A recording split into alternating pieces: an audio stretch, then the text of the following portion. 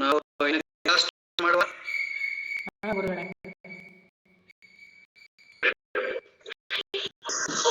ವೇದಾಂಗಗಳಿಗೆ ಇವತ್ತು ನಾನು ಕ್ಲಾಸ್ ಮಾಡ್ತಾ ಇದ್ದೀನಿ. ಸ್ವಲ್ಪ ನನಗೆ ಒಳ್ಳೆ ಗ್ರಂಥ ಸಿಕ್ಕಿದೆ ವೇದಾಂಗದ್ದು. ವೇದಾಂಗಗಳಂದ್ರೆ 6: ಶಿಕ್ಷಾ, ವ್ಯಾಕರಣ, ಕಲ್ಪ, ನಿರುಕ್ತ, ಜ್ಯೋತಿಷ್ಯ, ಛಂದಸ್ಸು. ಇವನ್ನ ಷಡಂಗಾದಿ ಅಂತ ಕರೀತಾರೆ. ಇವುಗಳನ್ನ ಷಡಾಂಗಗಳು ಅಂತಾನೂ ಕರೀತಾರೆ. ಒಳ್ಳೆ ಗ್ರಂಥ ಸಿಕ್ಕಿದೆ, ಚೆನ್ನಾಗಿ ಹೇಳಿದ್ದಾರೆ ಇದರಲ್ಲಿ. ಅಂದ್ರೆ ನಾವು ವೇದಗಳನ್ನ ಅರ್ಥ ಮಾಡ್ಕೋಬೇಕಂದ್ರೆ ಅದಕ್ಕೆ ಕೆಲವು ರೂಲ್ಸು, ನಿಯಮಗಳು ಇದ್ದಾವೆ. ಅದು ಏನ್ ನಿಯಮಗಳಂದ್ರೆ, ಮೊದಲು ಈ ಷಡಾಂಗಗಳನ್ನ ತಿಳ್ಕೋಬೇಕು. ಗುರುವಿನ ಮಾರ್ಗದರ್ಶನದಲ್ಲಿ ಷಡಾಂಗವನ್ನು ತಿಳ್ಕೋಬೇಕು. ತಿಳ್ಕೊಂಡ ನಂತರ ನಾವು ವೇದಗಳಿಗೆ ಹೋಗ್ಬೇಕು. ನಾವೀಗ ಸಂಕ್ಷಿಪ್ತವಾಗಿ 4 ವೇದಗಳ ಬಗ್ಗೆ ನೋಡಿದ್ವಿ. ಆದ್ರೆ ವೇದಾಂಗಗಳ ಬಗ್ಗೆ ನಾನು ನೋಡಿರ್ಲಿಲ್ಲ. ವೇದಾಂಗದ ಬಗ್ಗೆ ನಾನು ಸಿಂಪಲ್ ಆಗಿ ಹೇಳಿದ್ದೀನಿ. ನಾನು ವೇದಾಂಗಗಳ ಬಗ್ಗೆ ಶಿಕ್ಷಾ, ವ್ಯಾಕರಣ, ಕಲ್ಪ, ನಿರುಕ್ತ, ಜ್ಯೋತಿಷ್ಯ, ಛಂದಸ್ಸು ಅಂತಂದು ಹೇಳಿದ್ದೀನಿ. ಆದ್ರೆ ಪೂರ್ಣವಾಗಿ ಹೇಳಿಲ್ಲ. ಈಗ ವೇದಗಳು ಭಾರತ ದೇಶದ ಅಕ್ಷಯ ಹಾಗೂ ಅಪಾರವಾದ ಸಂಪತ್ತು ಅಂತಂದು ಕರಿಬಹುದಿಲ್ಲಿ. ಇವು ಮಾನವ ಕುಲಕ್ಕೆ ಸುಖ, ಶಾಂತಿ, ತೃಪ್ತಿ, ನೆಮ್ಮದಿಗಳನ್ನ ನೀಡುವಂತ ಸಾಧನೆಗಳು, ಉಪದೇಶಿಸುವಂತಹ ಇವು ಪವಿತ್ರ ಗ್ರಂಥಗಳಂತಾನು ಕರೀಬಹುದು ವೇದಗಳನ್ನ. ಈ ವೇದಗಳನ್ನ ಸಂರಕ್ಷಿಸುವುದೇ ಸಕಲ ಮಾನವರ ಗುರಿಯಾಗಿರಬೇಕು. ಅಂದ್ರೆ ಈ ವೇದಗಳು ನಾಶ ಆದ್ರೆ ಮನಸ್ಸಿನ ಶಾಂತಿ, ನೆಮ್ಮದಿ ಎಲ್ಲ ಹಾಳಾಗಿ ಹೋಗುತ್ತೆ. ಇವತ್ತು ನಮಗೆ ನೆಮ್ಮದಿ, ಶಾಂತಿ ಬೇಕಂದ್ರೆ, ಮುಂಬರುವ ಪೀಳಿಗೆಗಳಿಗೆ ಶಾಂತಿ, ನೆಮ್ಮದಿ ಎಲ್ಲ ಬೇಕಂದ್ರೆ ನಾವು ಈ ವೇದಗಳನ್ನ ಮುಂಬರುವಂತಹ ನಮ್ಮ ಜನರೇಷನ್ಗೆ ಕೊಡಕ್ಕೆ ಸಂರಕ್ಷಣೆ ಮಾಡಿ ಇಡಬೇಕಾಗಿದೆ. ಆಮೇಲೆ ವೇದಗಳ ಅರ್ಥವನ್ನ ಸರಿಯಾಗಿ ಗುರುಗಳ ಮಾರ್ಗದರ್ಶನದಿಂದ ತಿಳ್ಕೋಬೇಕು. ಆಮೇಲೆ ವೇದೋಕ್ತ ಕರ್ಮಗಳನ್ನ ಶ್ರದ್ಧೆಯಿಂದ ಅನುಷ್ಠಾನ ಮಾಡಬೇಕು. ಅಂದ್ರೆ ನಮ್ಮ ಜೀವನದಲ್ಲಿ ಅನುಷ್ಠಾನ ಮಾಡಬೇಕು. ಸನಾತನ ಹಿಂದೂ ಧರ್ಮಕ್ಕೆ ವೇದಗಳೇ ಮೂಲ ಮತ್ತು ಆಧಾರ ಮತ್ತು ಪ್ರಮಾಣ ಗ್ರಂಥಗಳು ಕೂಡ. ಇವು ಪುರುಷ ನಿರ್ಮಿತವಲ್ಲ, ಆದರೆ ಅಪೌರುಷವಾದವುಗಳು. ಅಂದ್ರೆ ಯಾವುದೋ ಒಬ್ಬ ವ್ಯಕ್ತಿ ನಿರ್ಮಾಣ ಮಾಡಿ. ಈಗ ನೋಡಿ, ಈಗ ಕುರಾನ್ ಇದೆ, ಅದನ್ನ ಒಬ್ಬ ವ್ಯಕ್ತಿ ಬರೆದಿದ್ದಾನೆ. ಈಗ ಬೈಬಲ್ಗೆ ಹೋದ್ರೆ ಅದನ್ನ ಒಬ್ಬ ವ್ಯಕ್ತಿ ಬರೆದಿದ್ದಾನೆ. ಆದ್ರೆ ಇದು ಹಾಗಲ್ಲ, ಒಬ್ಬ ವ್ಯಕ್ತಿಗಳು ಬರೆದಿರೋದಲ್ಲ. ಇವು ಅಪೌರುಷವಾದವುಗಳು. ಅದಕ್ಕಾಗಿ ಇವು ಪವಿತ್ರ ಅಂತ ಕರ್ಕೊಂಡಿದ್ದೇವೆ. ಅಧ್ಯಯನ ಮಾಡುವಂತ ಆಸ್ತಿಕರು ಇಂದಿಗೂ ಈ ಭಾರತದಲ್ಲಿ ಸಾಕಷ್ಟು ಸಂಖ್ಯೆಯಲ್ಲಿ ಇದ್ದಾರೆ. ಈ ವೇದಗಳನ್ನ ಅಧ್ಯಯನ ಮಾಡುವಂತವರು ಈ ದೇಶದಲ್ಲಿ ತುಂಬಾ ಜನ ಇದ್ದಾರೆ. ಆದ್ರೆ ವೇದಗಳನ್ನ ಸರಿಯಾಗಿ ಉಚ್ಚಾರಣೆ ಮಾಡುವುದಕ್ಕೂ ಅವುಗಳ ಅರ್ಥವನ್ನ ಸ್ಪಷ್ಟವಾಗಿ ಹಾಗೂ ನಿಶ್ಚಯವಾಗಿ ತಿಳಿಯೋದಕ್ಕೂ ಈ ಷಡಾಂಗಗಳೇ ಅರಿವು ಅಷ್ಟೇ ಮುಖ್ಯವಾಗಿರುತ್ತದೆ. ಈ ವೇದಗಳನ್ನ ಸರಿಯಾಗಿ ಉಚ್ಚಾರಣೆ ಮಾಡಬೇಕು. ಅವುಗಳ ಅರ್ಥವನ್ನ ಸ್ಪಷ್ಟವಾಗಿ ನಿಶ್ಚಯವಾಗಿ ತಿಳಿದುಕೊಳ್ಳೋದಕ್ಕೆ ಈ 6 ಅಂಗಗಳು, ಷಡಾಂಗಗಳು ಅಂತ ಕರೀತಾರೆ. ಇದು ಬಹಳ ಮುಖ್ಯವಾಗಿದೆ.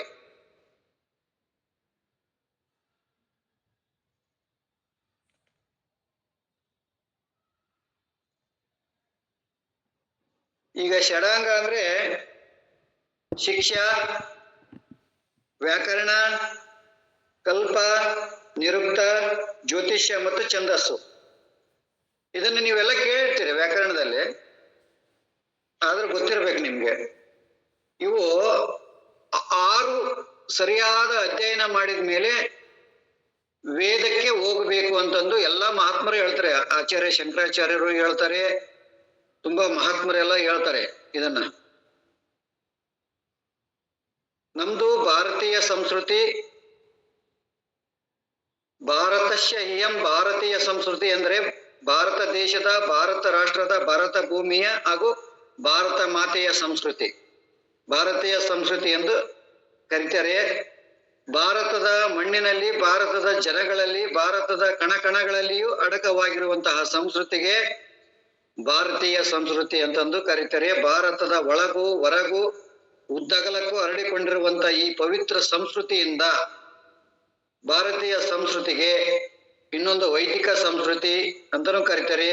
ವೇದ ಪ್ರಮಾಣ ಸಂಸ್ಕೃತಿ, ವೇದವೀತ ಸಂಸ್ಕೃತಿ, ವೇದವತ್ ಪವಿತ್ರ ಸಂಸ್ಕೃತಿ, ವೇದವತ್ ನಿತ್ಯ ಅನಾದಿಭೂತ ಸಂಸ್ಕೃತಿ ಎಂದೆಲ್ಲ ಅನೇಕ ಅರ್ಥಗಳಿಂದ ಕೊಡ್ತವೆ. ಒಟ್ಟಿನಲ್ಲಿ ಭಾರತೀಯ ಸಂಸ್ಕೃತಿಗಳು ವೇದಗಳಿಗೂ ಗಂಟು ಹಾಗೂ ನಂಟು ಇರ್ತವೆ. ನಮ್ಮ ಭಾರತೀಯ ಸಂಸ್ಕೃತಿಗೆ ಮತ್ತು ವೇದಕ್ಕೂ ಒಂದು ಅವಿನಾಭಾವ, ಒಂದು ಗಂಟು ನಂಟು ಇದೆ. ವೇದಗಳಿಲ್ಲದೆ ಹೋದರೂ ಭಾರತೀಯ ಸಂಸ್ಕೃತಿಗೆ ಅರ್ಥವೇ ಇಲ್ಲ. ವೇದಗಳೇ ಭಾರತೀಯ ಸಂಸ್ಕೃತಿಗೆ ಅಡಿಗಲ್ಲು. ವೇದಗಳೇ ಈ ಭಾರತೀಯ ಸಂಸ್ಕೃತಿಗೆ ಒಂದು ಅಡಿಗಲ್ಲು. ಇಂಥ ಪವಿತ್ರ ಮತ್ತು ಸನಾತನ ಆರ್ಯ ಹಿಂದೂ ಸನಾತನ ವೈದಿಕ ಸಂಸ್ಕೃತಿಗೆ ವೇದಗಳೇ ಮೂಲ, ವೇದಗಳೇ ಆಧಾರ, ವೇದಗಳೇ ಪ್ರಮಾಣ, ವೇದಗಳೇ ಬಂಡವಾಳ. ವೇದಗಳೆಂದರೆ ಸಾಗರದಷ್ಟು ವಿಶಾಲವಾಗಿಯೂ ಹಿಮಾಲಯದಷ್ಟು ಉನ್ನತವಾಗಿಯೂ ಸೂರ್ಯನಂತೆ ಪ್ರಕಾಶಮಾನವೂ ಆಗಿರುವ ಗ್ರಂಥಗಳ ರಾಶಿ. ಯಾವನೊಬ್ಬ ವಿದ್ವಾಂಸನಿಂದ ರಚಿತವಾಗದ, ಯಾವ ಮಹಾಕವಿಗಳಿಂದಲೂ ಬರೆಯಲ್ಪಡದ ಭಗವಂತನು ನೇರವಾದ ಪವಿತ್ರವಾದ ವಾಣಿಯೇ ವೇದಗಳು. ಇವು ಭಗವಂತನ ನೇರವಾದ ವಾಣಿಗಳು. ಯಾರೋ ಒಬ್ಬ ಕವಿ ಬರೆದಿಲ್ಲ, ಯಾವ ಒಬ್ಬ ಸಂತ ಬರೆದಿಲ್ಲ, ಯಾವುದೋ ಒಬ್ಬ ವ್ಯಕ್ತಿಯಿಂದ ನಿರ್ಮಿತವಾದವುಗಳಲ್ಲ. ಅಮರ ಅಮೃತ್ವವೆಂದು ನಾವು ಗೌರವಿಸುತ್ತೇವೆ. ಈ ವೇದಗಳನ್ನ ಅಪೌರುಷವೆಂದು ನಾವು ಗೌರವಿಸುತ್ತೇವೆ. ಪುರುಷ ನಿರ್ಮಿತವಲ್ಲದರಿಂದ ವೇದಗಳಲ್ಲಿ ಅನೃತ ಅಥವಾ ಕಪಟತೆ, ರಾಗ, ದ್ವೇಷ, ಹಿಂಸ, ಮಾಯ ಮುಂತಾದ ಯಾವ ದೋಷಗಳು ಇರೋದಿಲ್ಲ. ಇವತ್ತು ಜನಗಳೇನು ಹೇಳ್ತಾರಲ್ಲ, ಹಾಗೆ ವೇದಗಳು ಹಂಗೆ ಹಿಂಗೆ ಅಂತ ಹೇಳ್ತಾರಲ್ಲ, ಅದು ಯಾವುದೂ ಇಲ್ಲ. ಇದರಲ್ಲಿ ಯಾವುದೇ ಕಪಟತೆ ಇಲ್ಲ, ಆಮೇಲೆ ಯಾವುದೇ ದ್ವೇಷ ಇಲ್ಲ, ಯಾವುದೇ ಹಿಂಸೆ ಇಲ್ಲ, ಯಾವುದೇ ಅನೃತ ಇಲ್ಲ.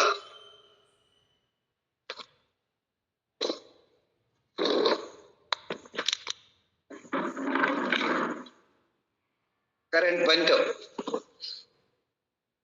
ಹಾಗಾಗಿ ಈ ವೇದಗಳು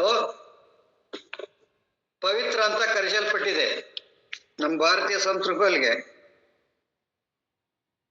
ಮಾನವರಿಗೆ ನಿಜವಾಗಿ ಹೇಳ್ಬೇಕಂದ್ರೆ ವೇದಗಳೇ ಸಂಪತ್ತು. ಈ ವಿಶಾಲ ಪ್ರಪಂಚದಲ್ಲಿ ಅನೇಕ ರೀತಿಯ ಸಂಪತ್ತುಗಳಿರ್ತವೆ. ಚಿನ್ನ, ಬೆಳ್ಳಿ, ಸೈಟು, ಅರಮನೆ, ವಾಹನಗಳು, ಹಣ, ಕೀರ್ತಿ, ಸೌಂದರ್ಯ, ಆರೋಗ್ಯ, ವಿದ್ಯಾ, ಪುತ್ರ ಪೌತ್ರಾದಿಗಳು, ಮೇಧ, ಪ್ರಜ್ಞೆ, ಬುದ್ಧಿ, ವಾಕ್ಪಟುತ್ವ ಮುಂತಾಗಿ ನೂರಾರು ಸಂಪತ್ತುಗಳಿವೆ. ಈ ಸಂಪತ್ತುಗಳನ್ನ ಮಾನವರು ಕಷ್ಟಪಟ್ಟು ಸಂಪಾದಿಸುತ್ತಾರೆ. ಆದರೆ ನೆನಪಿರಲಿ, ಈ ಸಂಪತ್ತುಗಳೆಲ್ಲವೂ ಅನಿತ್ಯ ಹಾಗೂ ಭಯಗ್ರಸ್ತವಾಗಿವೆ. ಇದಕ್ಕೆಲ್ಲ ಒಂದೇ ಹೆಸರು, ಲೌಕಿಕ ಭೌತಿಕ ಸಂಪತ್ತುಗಳು. ಲೌಕಿಕ ಭೌತಿಕ ಸಂಪತ್ತುಗಳು ಅಂತ ಕರೀಬಹುದು. ಈ ಸಂಪತ್ತುಗಳ ಹಿಂದೆಯೂ ಮುಂದೆಯೂ ಒಳಗೂ ಹೊರಗೂ ಭಯ ಇರುತ್ತದೆ. ಆದ್ರೆ ಇವೆಲ್ಲಕ್ಕಿಂತಲೂ ಭಿನ್ನವಾದ, ಶುದ್ಧವಾದ, ನಿತ್ಯವಾದ, ಅಕ್ಷಯವಾದ ಮತ್ತೊಂದು ಸಂಪತ್ತಿದೆ, ಅದೇ ವೇದ ಸಂಪತ್ತು. ವೇದಗಳೇ ನಿಜವಾದ ಸಂಪತ್ತು. ವೇದಗಳೇ ನಿತ್ಯವಾದ ಸಂಪತ್ತು. ಭಯದ ಗಂಧವೇ ಇಲ್ಲದ, ಭಯವನ್ನೇ ದೂರ ಮಾಡಿಬಿಡುವ ನಿರ್ಭಯ ಸಂಪತ್ತುಗಳೆಂದರೆ ಅದು ವೇದಗಳೇ. ಈ ಮಾತುಗಳನ್ನ ವೇದಗಳೇ ಹೇಳುತ್ತದೆ. ರುಚಃ ಸಮಾನಿ ಯಜುಗುಷಿ ಸಾಯಿ ಶ್ರೀರಮೃತ ಸತಂ. ಋಗ್ವೇದಗಳಿಗೂ ಸಾಮವೇದಗಳಿಗೂ ಹಾಗೂ ಯಜುರ್ವೇದಗಳಿಗೂ ಸಂತರ ಅಮೃತವಾದ ಸಂಪತ್ತುಗಳು. ನೆನಪಿರಲಿ, ವೇದಗಳು ಭಾರತ ರಾಷ್ಟ್ರದ ಅಕ್ಷಯ ಸಂಪತ್ತುಗಳು. ಇದನ್ನು ನೀವೆಲ್ಲ ತಿಳ್ಕೋಬೇಕು. ಹಿಂದಿನ ಕಾಲದಲ್ಲಿ ಹಣವೇ ಸಂಪತ್ತು ಎಂದಾಗಿರುತ್ತದೆ.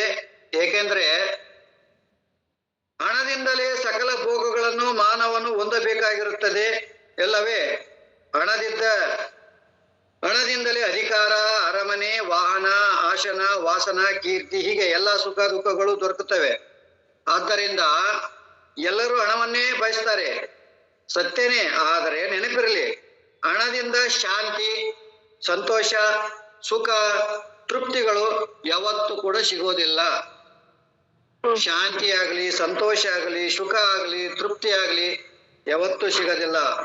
ಹಣವಂತರಿಗೆಲ್ಲ ಆರೋಗ್ಯವಾಗಲಿ, ನೆಮ್ಮದಿಯಾಗಲಿ ಇರುತ್ತವೆ ಎಂದು ಹೇಳಲು ಆಗುವುದಿಲ್ಲ. ಈಗ ಎಷ್ಟೋ ಜನ ಹಣವಂತರಿದ್ದಾರೆ, ಅವರ ನೆಮ್ಮದಿಯಿಂದ ನೆಮ್ಮದಿಯಿಂದ ಆರೋಗ್ಯದಿಂದ ಇದ್ದಿದ್ದಾರೆ ಅಂತ ಭಾವಿಸ್ತೀರಾ? ಇಲ್ಲ, 108 ರೋಗಗಳು ಇರ್ತವೆ ಅವ್ರಿಗೆ. ಆದ್ರಿಂದ ಹಣವೇನು ನಿಜವಾದಂತ ಸಂಪತ್ತು ಹಣ ಅಲ್ಲ. ಇದನ್ನ ಸಾಧಕರು ತಿಳ್ಕೋಬೇಕು. ಆದರೆ ವೇದಗಳಿಂದ ಸಕಲ ಸಂಪತ್ತುಗಳು ಲಭಿಸುತ್ತವೆ. ಐಹಿಕ ಸಂಪತ್ತುಗಳೇ ಅಲ್ಲದೆ ಅಮುಷ್ಟಿಕ ಸಂಪತ್ತುಗಳು, ಮೋಕ್ಷ ಸಂಪತ್ತು ವೇದಗಳಿಂದ ದೊರಕುತ್ತದೆ. ಅನಾದಿಯೂ ಅನಂತವೂ ಅಪ್ರಕ್ತವೂ ಅಪೌರುಷೇಯವೂ ಆಗಿರುವ ವೇದಗಳು ಭಾರತ ದೇಶದ ದಿವ್ಯ ಸಂಪತ್ತು, ನಿಜವಾದ ಸಂಪತ್ತು. ಇಂಥ ವೇದ ಸಂಪತ್ತನ್ನು ರಕ್ಷಿಸಿ ಪ್ರಚಾರ ಮಾಡಿ ಅಭಿವೃದ್ಧಿ ಮಾಡಬೇಕು. ಎಲ್ಲಕ್ಕಿಂತಲೂ ಮೇಲಾಗಿ ನಾವುಗಳು ವೇದಗಳನ್ನ ನಮ್ಮದಾಗಿ ಮಾಡಿಕೊಳ್ಳಬೇಕು. ಅಂದ್ರೆ ಇದನ್ನ ಪ್ರತಿಯೊಬ್ಬರೂ ಕೂಡ ತಮ್ಮ ಜೀವನದಲ್ಲಿ ಅಧ್ಯಯನ ಮಾಡಿ ಅದು ಏನ್ ಹೇಳ್ತಾವೆ ಅಂತ ತಿಳ್ಕೊಳಕ್ ಪ್ರಯತ್ನ ಮಾಡಬೇಕು. ನಮ್ಮ ಈ ವೇದಗಳನ್ನ ಅಪೌರುಷ ಅಂತ ಕರೆದಿದ್ದಾರೆ. ಅಂದ್ರೆ ಮಾನವ ನಿರ್ಮಾಣ ಮಾಡಿದ್ದು ಅಲ್ಲ ಇವು. ನಾಲ್ಕೆಂದು ಅನಾದಿ ಅನಂತವೆಂದು ನಾವೆಲ್ಲರೂ ಕೊಂಡಾಡ್ತೇವೆ. ಇದು ನಿನ್ನೆ ಮೊನ್ನೆ ಆಗಿರೋದಲ್ಲ, ಇದು ಅನಾದಿ ಅನಂತ ಈಗಲ್ದಲ್ಲ. ಇದು ವೇದ 10,000 ವರ್ಷ, ಋಗ್ವೇದ 10,000 ವರ್ಷದ ಇತಿಹಾಸ. ಜಗತ್ತಿನ ಮೊಟ್ಟ ಮೊದಲ ಗ್ರಂಥ ಅದು ಋಗ್ವೇದ ಎಂಬುದು. ವೇದ ಎಂಬ ಶಬ್ದಕ್ಕೆ ಸರಿಯಾದ ಹಾಗೂ ಪೂರ್ಣವಾದ ಅರ್ಥವೇನು ಎಂಬುದು ಅನೇಕರಿಗೆ ತಿಳಿದಿಲ್ಲ. ಆದ್ದರಿಂದ ವೇದದ ಶಬ್ದ ಸ್ವಾರಸ್ಯವನ್ನು ನಾವೀಗ ನೋಡೋಣ. ಸತ್ತಾಯಂ ವಿದ್ಯತೆ ಜ್ಞಾನೆ ವ್ಯಕ್ತಿ ವಿಂತೆ ವಿಚಾರಣೆ, ವಿಂದತೆ ವಿಧಾತೆ ಪ್ರಾಪ್ತೆ ರೂಪಬೋಧೆ ವಿಧೆ ಸ್ಮೃತಃ. ಅಂದ್ರೆ ವಿಧತೆ ಇತಿ ವೇದ ವಿಧ ಸತ್ತಾಯಂ ಎಂಬ ಧಾತುವಿನಿಂದ ಹುಟ್ಟಿರುತ್ತದೆ. ಯಾವುದು ಯಾವಾಗಲೂ ಇರುತ್ತದೆಯೋ, ಯಾವುದು ಯಾವಾಗಲೂ ಇರುತ್ತದೆಯೋ, ಯಾವುದಕ್ಕೆ ನಾಶವೆಂಬುದು ಇಲ್ಲವೋ, ಯಾವುದಕ್ಕೆ ನಾಶ ಎಂಬುದು ಇಲ್ಲವೋ ಅಂತ ಭಗವಂತನ ವಾಣಿಗೆ ವೇದ ಅಂತಂದು ಕರೀತಾರೆ. ಆಮೇಲೆ ವ್ಯಕ್ತಿ ಅನೇನ ಅಥವಾ ಅಸ್ಮಾತ್ ಇತಿ ವೇದ, ಯಾವುದರ ಸಹಾಯದಿಂದ ಅತೀಂದ್ರಿಯ ತತ್ವಗಳನ್ನ ಮಾನವನು ತಿಳಿಯುತ್ತಾನೋ ಅದು ವೇದ. ಅಂದರೆ ಧರ್ಮ, ಅರ್ಥ, ಲೋಕಾಂತರ, ಜನ್ಮಾಂತರಗಳು, ಬ್ರಹ್ಮವಿದ್ಯೆ, ಮೋಕ್ಷ ಇವುಗಳನ್ನ ನಾವುಗಳು ವೇದಗಳಿಂದಲೇ ತಿಳಿಯಬೇಕೇ ಹೊರತು ಪ್ರಮಾಣತರಗಳಿಂದಲ್ಲ, ಬೇರೆದ್ರಿಂದ ಅಲ್ಲ. ಹೀಗೆ ಪ್ರತ್ಯಕ್ಷಾಣಾನ ಮಿಥ್ಯಂ ವಾ ಎಷ್ಟೋಪಾಯೋನ ಬುದ್ಧತೆ ಏನಂ ವಿದಂತಿ ವೇದೇನ ತಸ್ಮತ್ ವೇದಸ್ಯ ವೇದಸ. ಅಂದ್ರೆ ವಿಂತೆ ಅನೇನ ಧರ್ಮೋ ಬಂಧ ಮೋಕ್ಷೋ ಇತಿ ವೇದ. ವೇದವಿತೆ ಎಂದರೆ ವಿಚಾರ ಮಾಡುತ್ತಾನೆಯೋ ಎಂದರ್ಥ, ವಿಚಾರ ಮಾಡುತ್ತಾನೆಯೋ ಎಂದರ್ಥ. ಇದು ವಿಧ ವಿಚಾರಣೆ ಎಂಬ ಧಾತುವಿನಿಂದ ಉಂಟಾಗಿರುವಂತಹ ಒಂದು ಇದು ರೂಪ. ವಿಧತೆ ಅನೇನ ಅಥವಾ ಅಸ್ಮತ್ ಪರಂ ಬ್ರಹ್ಮ ಮೋಕ್ಷಕ್ಯಂ ಇತಿ ವೇದ. ಯಾವುದರ ಸಹಾಯದಿಂದ ನರನು ಮೋಕ್ಷವನ್ನು ಹೊಂದುತ್ತಾನೆಯೋ ಅದೇ ವೇದ. ಇದು ವಿಧ ಪ್ರೌಕ್ತ ಎಂಬ ಧಾತುವಿನಿಂದ ಹುಟ್ಟಿರುವ ಶಬ್ದ. ಅಂತೂ ವಿದ್ಯತೆ ಇತಿ ವ್ಯಕ್ತಿ ಆನೇನ ಇತಿ ವಿಂದತಿ, ಆನೇನ ಇತಿ ವಿಂದತಿ, ಆನೇನ ಇತಿ ವೇದ ಎಂದು ವೇದ ಶಬ್ದಕ್ಕೆ 4 ಅರ್ಥಗಳಿರ್ತವೆ. ಅದರಿಂದ ವೇದವು ಸರ್ವಜ್ಞಾನವೂ ಹೌದು. ಈಗ ನಾವು 4 ವೇದಗಳು, 4 ಭಾಗಗಳು, ಅಪೌರುಷೇಯವಾದ ವೇದಗಳನ್ನ ಅನಂತವಾಗಿರ್ತವೆ. ಈ ಅನಂತವೂ ಅಪಾರವೂ ಆಗಿದ್ದ ವೇದಗಳನ್ನ ಕೃಷ್ಣ ತೊಂಪಾಯ ಮಹರ್ಷಿಗಳು, ವೇದವ್ಯಾಸರನ ಇನ್ನೊಂದು ಹೆಸರೇನು ಕೃಷ್ಣ ದ್ವೈಪಾಯನ ಮಹರ್ಷಿಗಳು, ಅವರು ಒಂದಿರುವ ವೇದವನ್ನ 4 ಆಗಿ ವಿಂಗಡಿಸಿದರು. ಆದ್ದರಿಂದ ಅವರಿಗೆ ವೇದವನ್ನ 4 ಭಾಗ ಮಾಡಿದ್ರಲ್ಲ, ಅದಕ್ಕೆ ವೇದ ವ್ಯಾಸರು ಅಂತ ಕರೆದ್ರು. ಋಗ್ವೇದ, ಯಜುರ್ವೇದ, ಸಾಮವೇದ, ಅಥರ್ಣ ವೇದಗಳಿಂದ ವೇದ ರಾಶಿಯನ್ನ ನಾಲ್ಕಾಗಿ ವಿಂಗಡಿಸಿ ಮಹಾ ತಪಸ್ವಿಗಳೆಂದರೆ ಭಗವಾನ್ ವ್ಯಾಸರು ಈ 4 ವೇದಗಳನ್ನ ಸಂಹಿತೆ, ಬ್ರಹ್ಮಣ, ಆರಣ್ಯಕ ಮತ್ತು ಉಪನಿಷತ್ ಅಂತಂದು 4 ಭಾಗ ಮಾಡಿದ್ರು ಒಂದೊಂದು ವೇದದಲ್ಲಿ. ಆಮೇಲೆ ಅವ್ರು ಏನ್ ಮಾಡ್ತಾರಂದ್ರೆ ಮುಂದೆ ಒಂದೊಂದು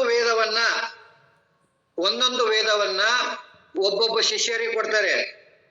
ಋಗ್ವೇದವನ್ನ ಪೈಲನಿಗೆ ಕೊಡ್ತಾರೆ, ಯಜುರ್ವೇದವನ್ನ ವೈಶಂಪಾಯನರಿಗೆ ಕೊಡ್ತಾರೆ, ಸಾಮವೇದವನ್ನ ಜೈಮಿನಿಗೆ ಕೊಡ್ತಾರೆ, ಅಥರ್ವ ವೇದವನ್ನ ಸುಮಂತುವಿಗೆ ಕೊಡ್ತಾರೆ. ಹೀಗೆ ಒಬ್ಬೊಬ್ಬರಿಗೆ ಒಂದೊಂದು ವೇದವನ್ನ ಕೊಟ್ಟು ಅವರು ಒಂದೊಂದು ಗುರುಕುಲಗಳನ್ನ ರಚನೆ ಮಾಡಿಕೊಂಡು ಒಬ್ಬೊಬ್ರು ಒಂದೊಂದು ವೇದವನ್ನ ಗುರುಕುಲದಲ್ಲಿ ಉಪದೇಶ ಕೊಡ್ತಾ ಇದ್ರು. ಅಂದ್ರೆ 4 ವೇದಗಳನ್ನ ಒಬ್ಬರೇ ಕೊಡ್ತಿರ್ಲಿಲ್ಲ.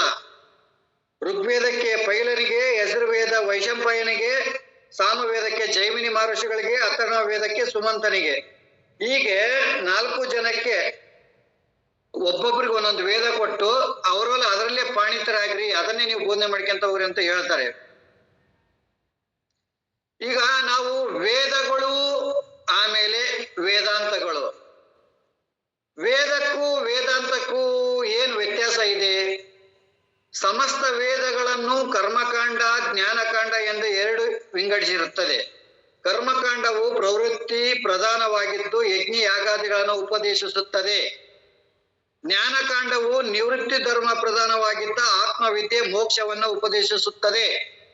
ಈಗ ನಾವು ಕುಂಡಲಿನಿ ರಾಜಯೋಗ ಮಾರ್ಗವನ್ನ ನಾವು ನಿಮ್ಗೆ ಏನ್ ಹೇಳ್ತಾ ಇದ್ದೀವಿ, ಇದು ನಿಮ್ಗೆ ನಿವೃತ್ತಿ ಮಾರ್ಗ. ನಾವು ನಿಮ್ಗೆ ಏನ್ ಹೇಳ್ತಾ ಇದೀವಲ್ಲ, ಕುಂಡಲಿನಿ ರಾಜಯೋಗ ಆತ್ಮವಿದ್ಯೆ, ಇದು ನಿವೃತ್ತಿ ಮಾರ್ಗ. ಆದ್ರೆ ಪ್ರವೃತ್ತಿ ಮಾರ್ಗದಲ್ಲಿ ಅದು ಕರ್ಮಕಾಂಡದಲ್ಲಿ ಬರುತ್ತೆ, ಜ್ಞಾನಕಾಂಡ ನಿವೃತ್ತಿ ಮಾರ್ಗದಲ್ಲಿ ಬರುತ್ತೆ. ಆದ್ರೆ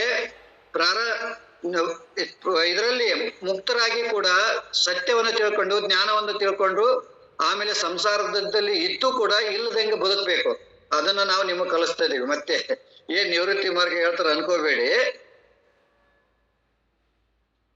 ಕರ್ಮಕಾಂಡವು ಪ್ರವೃತ್ತಿ ಧರ್ಮವಾಗಿದ್ದು ಯಜ್ಞ ಯಾಗಾದಿಗಳನ್ನು ಉಪದೇಶಿಸುತ್ತದೆ.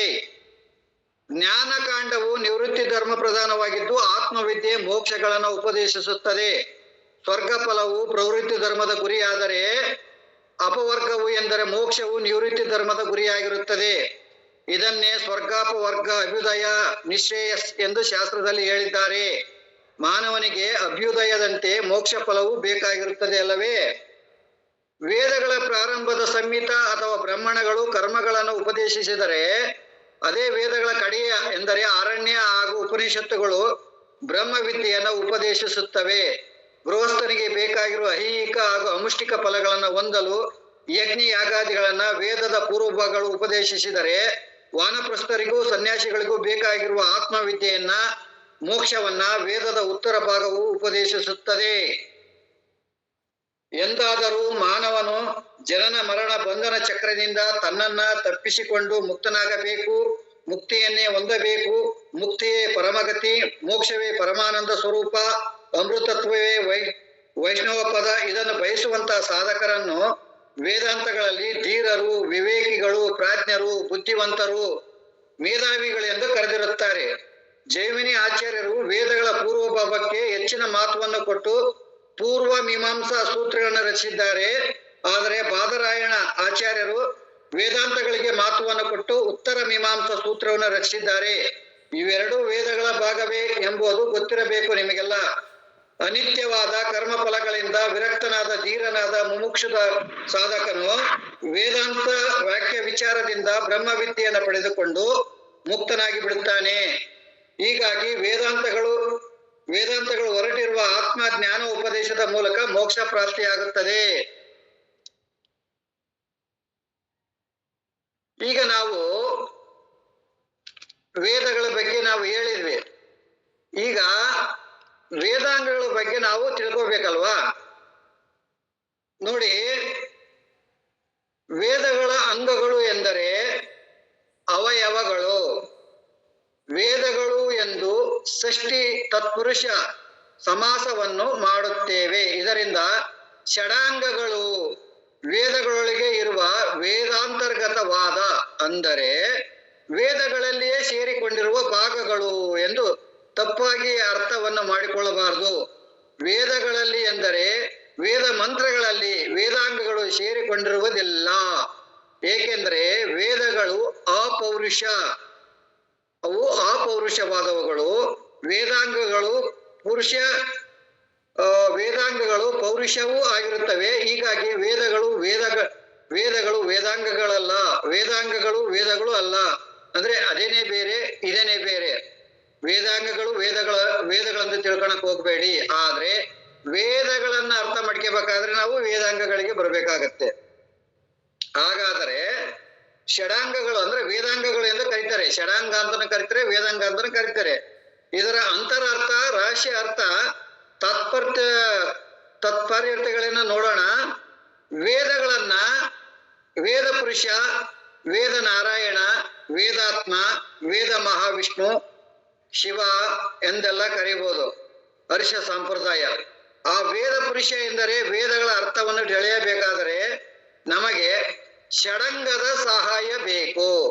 ಷಡಂಗದ ಸಹಾಯ ಬೇಕು. ಆದ್ದರಿಂದ ಷಡಂಗಗಳನ್ನ ವೇದ ಪುರುಷನ 6 ಅಂಗಗಳು ಅಂತಂದು ಕರೀತಾರೆ. ಈಗ ಋಷಿ ಮುನಿಗಳು ಕರೆಯೋದು ಹಿಂಗೆ. ಲೌಕಿಕ ಪ್ರಜ್ಞೆಯುಳ್ಳ ಋಷಿ ಮುನಿ ತಪಸ್ವಿಗಳಿಗೆ ಹಾಗೂ ಬ್ರಹ್ಮಜ್ಞಾನಿಗಳಿಗೆ ಷಡಂಗಗಳ ಸಹಾಯವಿಲ್ಲದೆ ವೇದ ಮಂತ್ರಗಳ ಅರ್ಥಗಳ ತಿಳಿಯುತ್ತವೆಯಾ? ಯಾಕೆಂದ್ರೆ ಆ ಮಹಾತ್ಮರು ಅಪ್ರಾಕೃತರಾದ ತಪೋಮೂರ್ತಿಗಳು. ಇದಕ್ಕೆ ಉದಾಹರಣೆ ಭಗವಾನ್ ವೇದವ್ಯಾಸರೇ. ಮಹಾವಿಷ್ಣುವಿನ ಸ್ವರೂಪರೇ ಆದ ವೇದವ್ಯಾಸರಿಗೆ ಷಡಾಂಗಗಳ ಹಂಗೆ ಇಲ್ಲದೆ ವೇದಗಳ ಅರ್ಥವೆಲ್ಲವೂ ಸ್ವಯಂ ಗೋಚರವಾದವು. ಈಗ ಕೆಲವು ಜನಗಳಿಗೆ ವೇದಗಳು ಸ್ವಯಂ ಅರ್ಥ ಆಗ್ತವೆ. ಯಾಕೆ ಅಂದ್ರೆ ಆ ವೇದವ್ಯಾಸರು, ಉದಾಹರಣೆ ಹೇಳ್ಬೇಕಂದ್ರೆ ಅವರು ಮಹಾವಿಷ್ಣುವಿನ ಅವತಾರ ಅಂತ ಕರೀತಾರೆ.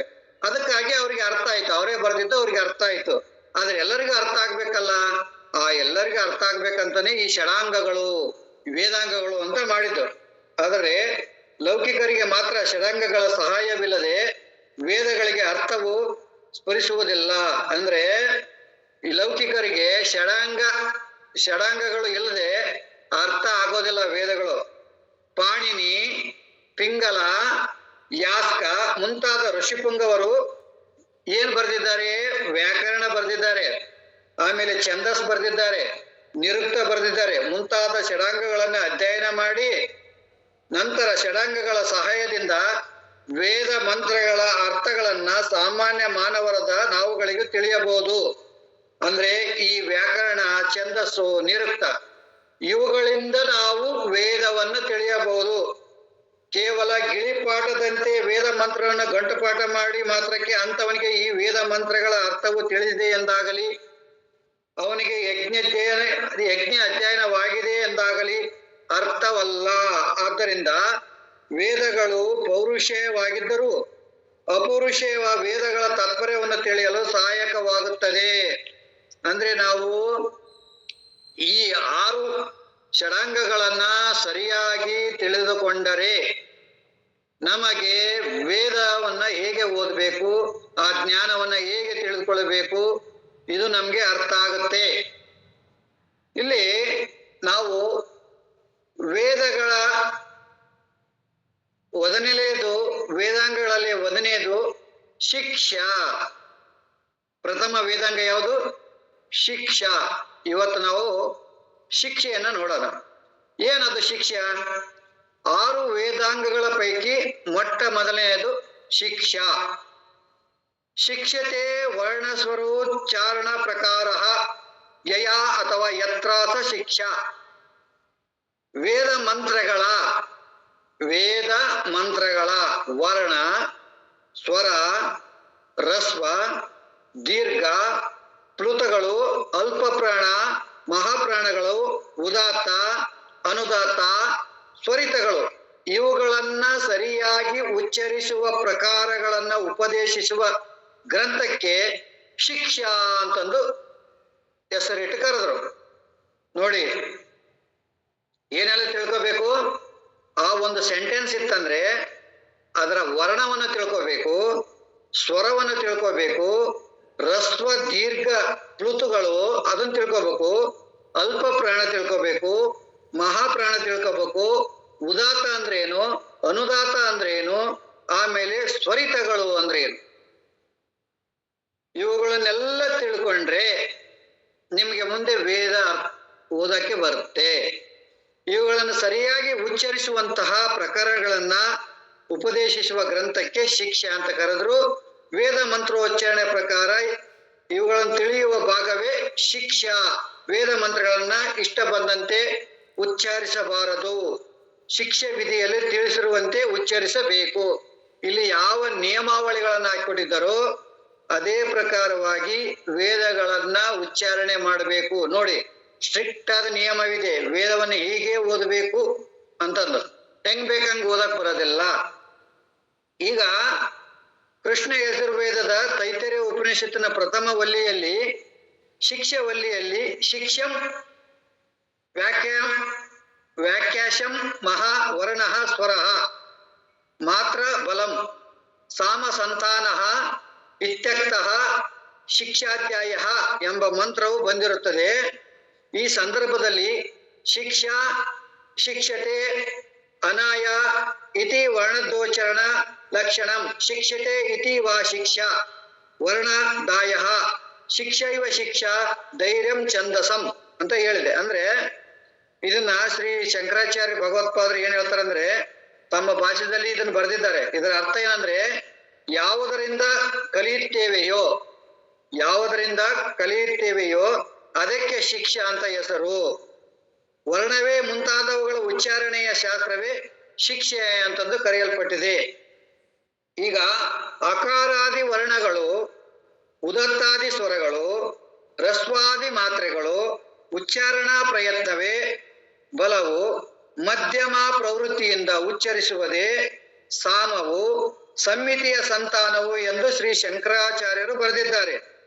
ಮೃದು ಮಧುರವಾಗಿ, ಹೆಂಗೆ ಮೃದುವಾಗಿ ಮತ್ತು ಮಧುರವಾಗಿ ಹಾಗೂ ಸುಸ್ಪಷ್ಟವಾಗಿ ಸುಶ್ರವವಾಗಿ ಕ್ರಮವಾಗಿ ವೇದ ಮಂತ್ರಗಳನ್ನ ಉಚ್ಚರಿಸುವಂತೆ ತಿಳಿಸುವ ಶಾಸ್ತ್ರಕ್ಕೆ ಶಿಕ್ಷಾಶಾಸ್ತ್ರ ಎಂದು ಹೆಸರು. ಇದನ್ನ ನಾನು ಹೇಳ್ತಾ ಇಲ್ಲ, ಶಂಕರಾಚಾರ್ಯ ಹೇಳೋದು.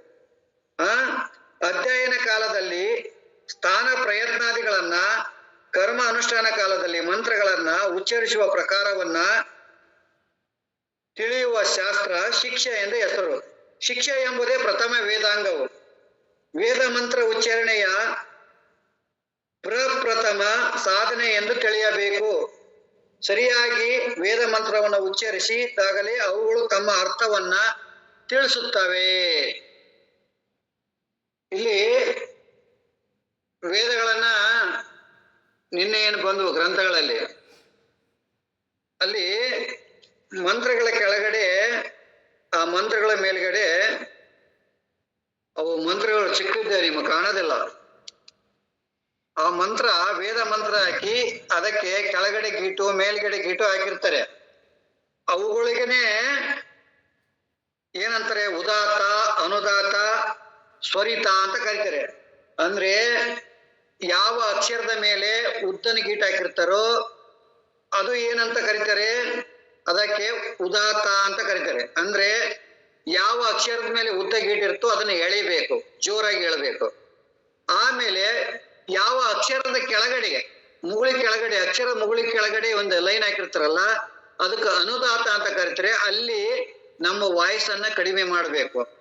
ಆಮೇಲೆ ಸ್ವರಿತ, ಎರಡು ಗೀಟುಗಳು ಹಾಕಿರ್ತಾರೆ ಮೇಲೆ, ಒಂದು ಅಕ್ಷರದ ಮೇಲೆ ಎರಡು ಗೀಟುಗಳು ಹಾಕಿರ್ತಾರೆ. ಅಲ್ಲಿ ಸ್ವರಿತ ಅಂದ್ರೆ ಆ ಅಕ್ಷರವನ್ನೇ ಜೋರಾಗಿ ಹೇಳ್ಬೇಕು, ಜೊತೆಗೆ ವಾ ಅಂತ ಇರುತ್ತೆ. ವಾ ಅಂದ್ರೆ ವಾ ಪ್ಲಸ್ ಆ, ವಾ ಆಗ್ಬೇಕಂದ್ರೆ ವಾ ಪ್ಲಸ್ ಆ ಆಗಿರುತ್ತೆ. ಅವಾಗ ವಾ ಅಂತ ಜೋರಾಗಿ ಹೇಳಿ ಪ್ಲಸ್ ಆ ಅಂತ ಹೇಳ್ಬೇಕು. ಅದಕ್ಕೆ ಎರಡು ಗೀಟ್ ಹಾಕಿರ್ತಾರೆ. ಇದನ್ನ ವೇದಗಳನ್ನ ಉಚ್ಚಾರಣೆ ಮಾಡುವಂತ ಕ್ರಮ. ಇದಕ್ಕೆ ಏನಂತಾರೆ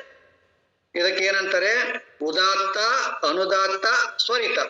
ಈ ಮೂರನ್ನ ತಿಳ್ಕೊಂಡು ಆಲ್ಮೋಸ್ಟ್ ಎಲ್ಲಾ ವೇದಗಳಲ್ಲಿ ಇದು ಬರುತ್ತೆ. ಆಮೇಲೆ ಪ್ರಚಲಿತ ಅಂತ ಬರುತ್ತೆ, ಅದು ಕಡಿಮೆ, ಆದ್ರೆ ಇವು ಮೂರು ಜಾಸ್ತಿ ಬರ್ತವೆ. ಈ ಕ್ರಮವನ್ನ ತಿಳ್ಕೊಂಡು ವೇದಗಳನ್ನ, ಈ ವೇದ ಮಂತ್ರಗಳನ್ನ ಅಧ್ಯಯನ ಮಾಡ್ಬೇಕಾಗತ್ತೆ.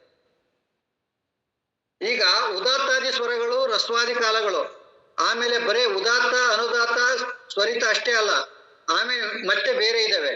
ಉದಾತ್ತ, ಅನುದಾತ್ತ, ಸ್ವರಿತ, ದೀರ್ಘ ಸ್ವರಿತಗಳೆಂದು ವೇದ ಮಂತ್ರಗಳಿಗೆ 4 ಸ್ವರಗಳಿರ್ತವೆ. ಸ್ವರಿತ, ಇನ್ನೊಂದು ಸ್ವರಿತ. ದೀರ್ಘ ಸ್ವರಿತಗಳೆರಡು ಒಂದೇ ಎಂದರೆ 3 ಸ್ವರಗಳಾಗುತ್ತವೆ.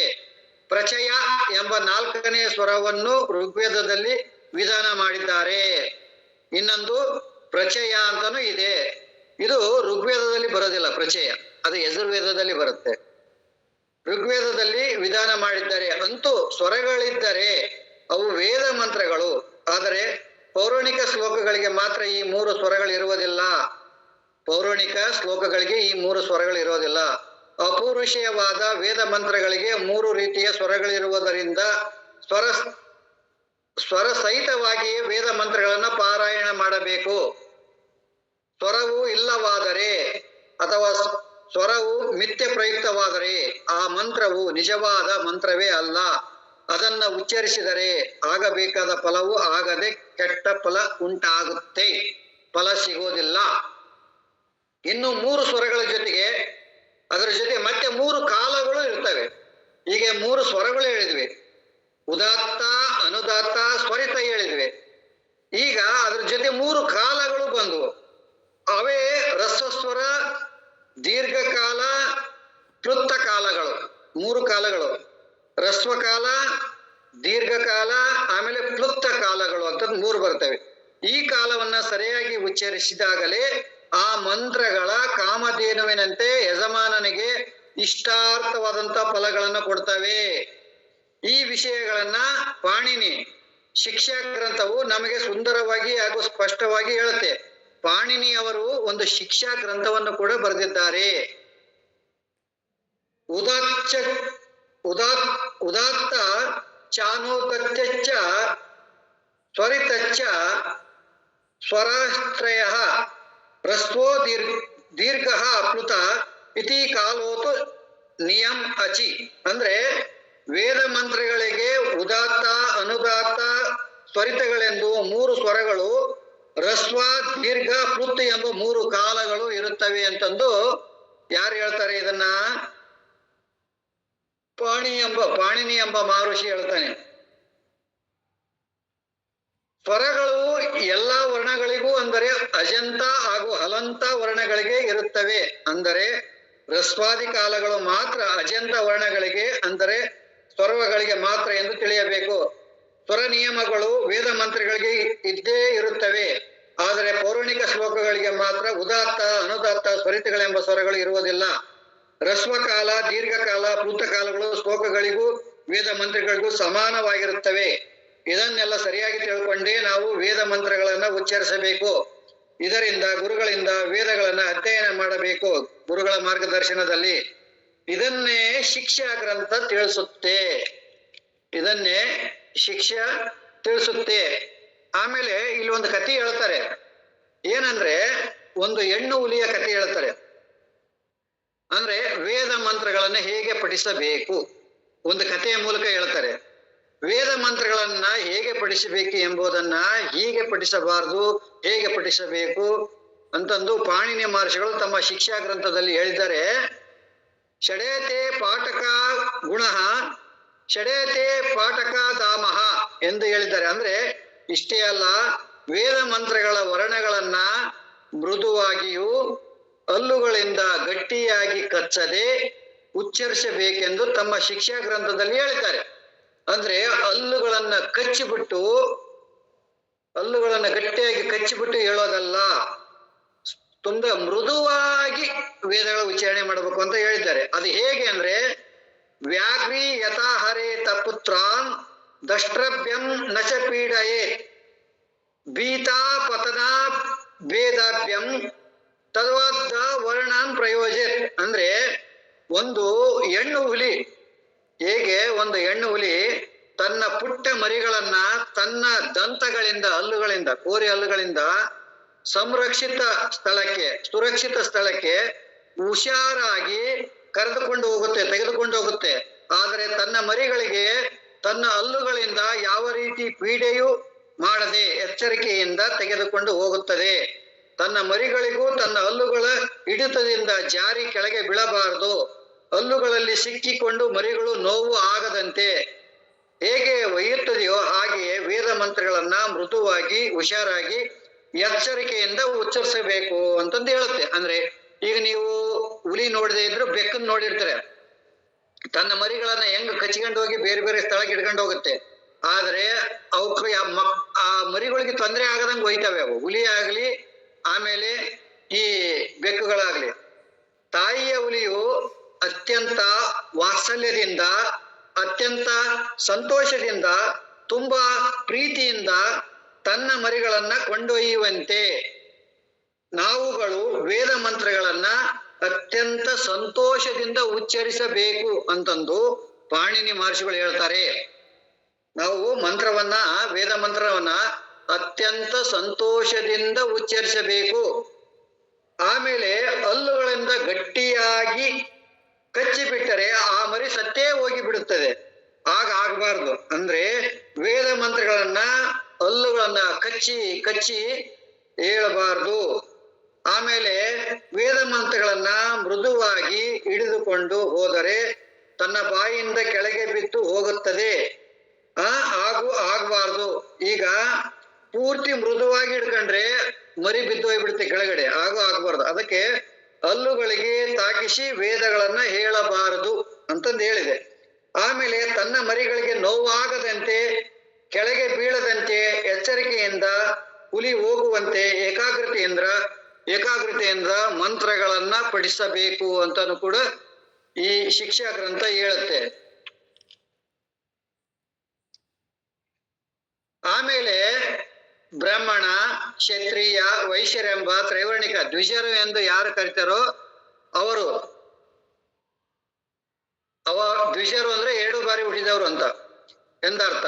ಮಾತಾ ಪಿತೃಗಳ ಶುಕ್ರ ಶೂನ್ಯಗಳಿಂದ ಪ್ರಥಮ ಜನ್ಮವನ್ನು, ಉಪನಯನ ಸಂಸ್ಕಾರದಿಂದ ದ್ವಿತೀಯ ಜನ್ಮವನ್ನು ಪಡೆದವರಿಗೆ ದ್ವಿಜರು ಎಂದು ಹೆಸರು. ಉಪನಯನ ಸಂಸ್ಕಾರವು ವೇದಾಧ್ಯಯನಕ್ಕೆ ಅಧಿಕಾರವನ್ನು ಉಂಟು ಮಾಡುತ್ತದೆ. ಹೀಗಾಗಿ ಉಪನಿತರಾದವರೆಲ್ಲರೂ ಅವಶ್ಯಕವಾಗಿ ವೇದಾಧ್ಯಯನವನ್ನ ಮಾಡಲೇಬೇಕು. ವೇದಾಧ್ಯಯನವನ್ನ ಮಾಡುವುದಕ್ಕಾಗಿಯೇ ಉಪನಯನ ವಿಹಿತವಾಗಿದೆ. ಸರಿ, ಅರ್ಥವಾಯಿತು. ವೇದಾಧ್ಯಯನ ಎಂದ್ರೆ ಏನ್ ಅರ್ಥ ಅಂತ ನೋಡೋಣ. ಈಗ ಋಗ್ವೇದಾದಿ ಮಂತ್ರಗಳನ್ನ ಅಧ್ಯಯನ ಮಾಡಿದ ಮಂತ್ರದಿಂದ ಅದು ವೇದಾಧ್ಯಯನ ಎಂದಾಗುವುದಿಲ್ಲ. ಮತ್ತೇನೆಂದರೆ ಷಡಂಗ ಸಮೇತವಾಗಿಯೇ ವೇದಗಳನ್ನ ಅಧ್ಯಯನ ಮಾಡಿದಾಗಲೇ ಅದು ವೇದಾಧ್ಯಯನ ಎಂದಾಗುತ್ತದೆ. ಷಡಂಗಗಳನ್ನ ಅಧ್ಯಯನ ಮಾಡದೆ ಕೇವಲ ವೇದ ಮಂತ್ರಗಳನ್ನ ಅಧ್ಯಯನ ಮಾಡಿದರೆ ಅದು ಸಂಪೂರ್ಣ ವೇದಾಧ್ಯಯನವೆನಿಸುವುದಿಲ್ಲ. ಆದ್ದರಿಂದ ನಮ್ಮ ಪ್ರಾಚೀನ ಮಹರ್ಷಿಗಳು ನಿಷ್ಕಾರಣಂ ಸಷಡಂಗ ವೇದ ಅಧ್ಯತ್ವ, ಷಡಂಗ ಸಮೇತವಾಗಿಯೇ ವೇದಗಳನ್ನ ಪ್ರತಿಫಲಾಪೇಕ್ಷೆ ಇಲ್ಲದೆ ಅಧ್ಯಯನ ಮಾಡಬೇಕಂತ ಹೇಳ್ತಾರೆ. ಇದನ್ನೇ ಪಾಣಿನಿ ಮಹರ್ಷಿಗಳು ತಮ್ಮ ಶಿಕ್ಷಾ ಗ್ರಂಥದಲ್ಲಿ ಹೀಗೆ ಹೇಳ್ತಾರೆ: ತಸ್ಮಾತ್ ಸಾಂಗ ಮದಿದ್ವೈವ ಬ್ರಹ್ಮಲೋಕೆ ಮಹೀಯತೆ. ಆದ್ದರಿಂದ ವೇದಗಳನ್ನು ಸಾಂಗವಾಗಿ ಎಂದರೆ ಷಡಂಗ ಸಮೇತವಾಗಿ ಅಧ್ಯಯನ ಮಾಡಬೇಕು. ಹೀಗೆ ಅಧ್ಯಯನ ಮಾಡಿದಾಗಲೇ ಆ ವೇದ ಅಧ್ಯಯನ ಸಂಪನ್ನನಾದ ಮಹಾತ್ಮನು ಬ್ರಹ್ಮಲೋಕಕ್ಕೆ ಹೋಗಿ ಅಲ್ಲಿ ಸುಖಗಳನ್ನ ಅನುಭವಿಸುತ್ತಾನೆ ಮತ್ತು ಭೂಲೋಕದಲ್ಲಿಯೂ ಬ್ರಾಹ್ಮಣ ಸಮಾಜದಲ್ಲಿ ಗೌರವಿಸಲ್ಪಡುತ್ತಾನೆ, ಆನಂದಿಸುತ್ತಾನೆ, ಜನಪ್ರಿಯ ಆಗುತ್ತಾನೆ. ಅಂತೂ ವೇದಾಧ್ಯಯನ ಎಂದರೆ ಷಡಂಗ ಸಮೇತ ಅಧ್ಯಯನ ಎಂದೇ ಅರ್ಥ. ಷಡಂಗಗಳ ಅರಿವೇ ಇಲ್ಲದವನಿಗೆ ಷಡಂಗ ವೇದಾಧ್ಯಯನವು ದಕ್ಕಲಾರದು. ಹೀಗಾಗಿ ಷಡಂಗ ಜ್ಞಾನವೇ ಅವಶ್ಯವಾಗಿ ಬೇಕಾಗಿರುತ್ತದೆ. ಈ ಷಡಂಗಗಳನ್ನ ಕಂಪಲ್ಸರಿಯಾಗಿ ಕಲೀಲೇಬೇಕು. ಈಗ ನಾವು ಕೊನೆಗೆ ಬಂದಿದ್ದೇವೆ. ಶಿಕ್ಷೆ ಗ್ರಂಥದ 9 ಇದನ್ನು ನೋಡುವ. ಷಡಂಗ ಶಿಕ್ಷೆ ಎಂಬುದೇ ಪ್ರಥಮ ಶ್ರೇಷ್ಠವಾಗಿರುತ್ತೆ. ವರ್ಣಗಳನ್ನು, ಶಬ್ದಗಳನ್ನು ಸರಿಯಾಗಿ ಅರಿತುಕೊಂಡೇ ಮಂತ್ರಗಳನ್ನು ಉಚ್ಚರಿಸಬೇಕು. ಮಂತ್ರಗಳ ಉಚ್ಚಾರಣೆ ಕ್ರಮವನ್ನ, ನಿಯಮಗಳನ್ನ ತಿಳಿಸುವ ಗ್ರಂಥವೇ ಶಿಕ್ಷೆ ಎಂದು ಪ್ರಸಿದ್ಧವಾಗಿರುತ್ತದೆ. ಸಾಮ್ಯವರ್ಣ ಪ್ರಯೋಗೇಣ ಬ್ರಹ್ಮಲೋಕೆ ಮಹೀಯತೆ. ವೇದಾಧ್ಯಯನ ಮಾಡುವವನು ವೇದ ಮಂತ್ರಗಳ ವರ್ಣಗಳನ್ನು ಸರಿಯಾಗಿ ಉಚ್ಚರಿಸಿದರೆ ಅಷ್ಟರಿಂದಲೇ ಬ್ರಹ್ಮಲೋಕಕ್ಕೆ ಹೋಗಿ ಅಲ್ಲಿ ಮಹಿಮೆಯನ್ನು ಅನುಭವಿಸ್ತಾನೆ ಅಂತಂದು ಋಷಿಗಳು ಹೇಳಿದ್ದಾರೆ. ಸರಿ, ಇಂಥ ಶಿಕ್ಷಾ ಗ್ರಂಥಗಳು ಎಷ್ಟು ಹಾಗೂ ಯಾವುವು ಅಂದ್ರೆ ಇಂಥ ಶಿಕ್ಷೆ ಗ್ರಂಥಗಳು ಎಷ್ಟಿದ್ದಾವೆ ಅಂದ್ರೆ ವೇದ ವ್ಯಾಸರಿಂದ ರಚಿತವಾದಂತಹ ವ್ಯಾಸ ಶಿಕ್ಷೆ ಒಂದನೇದು, ಎರಡನೇದು ಲಕ್ಷ್ಮೀ ಪಂಡಿತರಿಂದ ರಚಿತವಾದ ಲಕ್ಷ್ಮೀ ಶಿಕ್ಷೆ ಎರಡನೇದು, ಮೂರನೇದು ಭಾರದ್ವಾಜ ಮಹರ್ಷಿಗಳಿಂದ ರಚಿತವಾದ ಭಾರದ್ವಾಜ ಶಿಕ್ಷೆ ಮೂರನೇದು, ಅರಣಿ ಮಹರ್ಷಿಗಳಿಂದ ರಚಿತವಾದ ಅರಣ್ಯ ಶಿಕ್ಷಾ ನಾಲ್ಕನೇದು, ಐದನೇದು ಶಂಭು ಪಂಡಿತರಿಂದ ರಚಿತವಾದ ಶಂಭು ಶಿಕ್ಷಾ ಐದನೇದು, ಅಪಿಶಾಲಿ ಮಹರ್ಷಿಗಳಿಂದ ರಚಿತವಾದ ಅಪಿಶಾಲಿ ಶಿಕ್ಷಾ ಆರನೇದು, ಏಳನೇದು ಪಾಣಿನಿ ಮಹರ್ಷಿಗಳಿಂದ ರಚಿತವಾದ ಪಾಣಿನಿ ಶಿಕ್ಷಾ. ಇದು ಇಂಪಾರ್ಟೆಂಟ್, ಈಗೆಲ್ಲ ಓದೋದು ಇದನ್ನೇ. ಆಮೇಲೆ ಕುಹಲ ಮಹರ್ಷಿಗಳಿಂದ ರಚಿತವಾದ ಕುಹಲಿ ಶಿಕ್ಷಾ.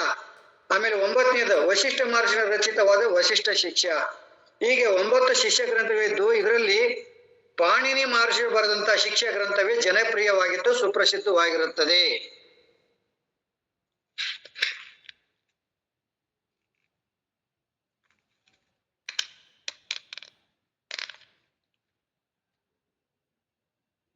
ನಾವು ವೇದ ಮಂತ್ರಗಳೆಂದ್ರೆ ಅಪುರುಷವಾದವುಗಳು. ಆ ಮಂತ್ರಗಳನ್ನ ಉಚ್ಚರಿಸಬೇಕಾದರೆ ಅದಕ್ಕೆ ವರ್ಣ, ಸ್ವರ, ಮಾತ್ರ, ಬಲ, ಸಾಮ, ಸಂತಾನಗಳೆಂಬ ನಿಯಮಗಳುಂಟು. ಅದಕ್ಕೆ ನಿಯಮಗಳಿದ್ದಾವೆ. ಆ ಕ್ರಮದಲ್ಲಿ ಉಚ್ಚರಿಸಿದಾಗಲೇ ಅವುಗಳಿಗೆ ಮಂತ್ರಗಳು ಎಂದು ಹೆಸರು. ಇದನ್ನ ತಿಳಿಯುವ ಶಾಸ್ತ್ರಕ್ಕೆ ಶಿಕ್ಷಾ ಶಾಸ್ತ್ರ ಅಂತ ಹೆಸರು. ತಮ್ಮ ತಮ್ಮ ಸದ್ಗುರುಗಳಿಂದ ಆಯಾ ಶಿಷ್ಯರು ಆ ಮಂತ್ರಗಳ ಉಚ್ಚಾರಣೆಯ ಕ್ರಮವನ್ನು ತಿಳ್ಕೊಂಡೇ ಅನಂತರ ಆ ಕ್ರಮದಲ್ಲಿ ಉಚ್ಚರಿಸಬೇಕು. ಹಾಗಿಲ್ಲದೆ ತಮ್ಮ ಮನಸ್ಸಿಗೆ ತೋಚಿದಂತೆ ಆ ಮಂತ್ರಗಳನ್ನ ಉಚ್ಚರಿಸಬಾರದು. ಭಗವಾನ್ ಪಾಣಿನಿ ಮಹರ್ಷಿಗಳು ತಮ್ಮ ಪಾಣಿನಿಯ ಶಿಕ್ಷಾ ಗ್ರಂಥದಲ್ಲಿ ವೇದ ಮಂತ್ರಗಳನ್ನ ಹೀಗೆ ಉಚ್ಚರಿಸಬಾರದು ಎಂಬುದನ್ನ ಸ್ಪಷ್ಟವಾಗಿ ತಿಳಿಸುತ್ತಾರೆ. ಅದು ಹೇಗೆಂದ್ರೆ, ಗೀತೆ ಸಂಗೀತದ ಸ್ವರಗಳನ್ನ ಹಾಕಿಕೊಂಡು ಸಂಗೀತವನ್ನ ಹಾಡುವಂತೆ ವೇದ ಮಂತ್ರಗಳನ್ನ ಎಳೆದು ಹಾಡುವವನು ಈ ರೀತಿ ಆಡಬಾರ್ದು. ಶೀಘ್ರಿ ಅಂದ್ರೆ ಬೇಗನೆ ಅರ್ಜೆಂಟ್ ಆಗಿ, ಅಂದ್ರೆ ಸಮಯ ಇಲ್ಲ ಎಂದುಕೊಂಡು ಮಂತ್ರಗಳನ್ನ ವೇಗವಾಗಿ ಪಾರಾಯಣ ಮಾಡುವನು ಈ ರೀತಿ ಮಾಡಬಾರ್ದು. ಸಿರಪ್ ಕಂಪಿ ಶ್ರೋತೃಗಳನ್ನು ಪ್ರೇಕ್ಷಕರುಗಳನ್ನು ತನ್ನ ಕಡೆಗೆ ಆಕರ್ಷಿಸುವುದಕ್ಕಾಗಿ ತಲೆಯನ್ನು ಹಿಂದಕ್ಕೂ ಮುಂದಕ್ಕೂ ಮೇಲಕ್ಕೂ ಕೆಳಕ್ಕೂ ಎಡಕ್ಕೂ ಬಲಕ್ಕೂ ಅಲ್ಲಾಡಿಸುತ್ತಾ ವೇದ ಮಂತ್ರಗಳನ್ನ ಉಚ್ಚರಿಸಬಾರದು. ಯಥಾಲಿಖಿತ ಪಾಠಕ ಬರೀ ಪುಸ್ತಕಗಳನ್ನ ನೋಡಿಕೊಂಡು ಅಲ್ಲಿ ಅಚ್ಚಾಗಿರುವ ಗುರುವಿನ ಮಾರ್ಗದರ್ಶನವಿಲ್ಲದೆ ತಾನಾಗಿಯೇ ಓದುವವ ಆತರ ಓದಬಾರದು. ಅನರ್ಥ ಅರ್ಥಗಳನ್ನು ತಿಳಿಯದೆ ತಪ್ಪಾಗಿ ಅರ್ಥವನ್ನು ತಿಳಿದು ಮಂತ್ರಗಳನ್ನ ಪಾರಾಯಣ ಮಾಡುವವನು. ಅಲ್ಪಕಂಠ ತನಗೂ ಕೇಳಿಸದಂತೆ ಇತರರಿಗೂ ಕೇಳಿಸದಂತೆ ತುಂಬಾ ಕ್ಷಣಿಕ ಧ್ವನಿಯಲ್ಲಿ ಮಂತ್ರವನ್ನ ಉಚ್ಚರಿಸಬಾರದು. ಈ 6 ಪಾಠಕರು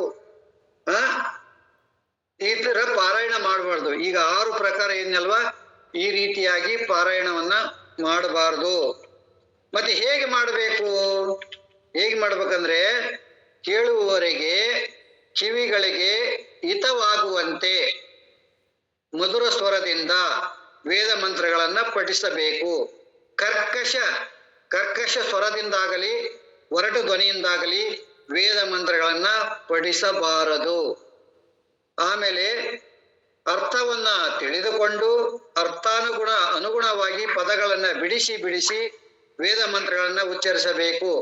ಒಂದು ಪದದ ಮೇಲೆ ಇನ್ನೊಂದು ಪದವನ್ನ ಸೇರಿಸಿಕೊಂಡು ವೇದ ಮಂತ್ರಗಳನ್ನ ಹೇಳಬಾರದು.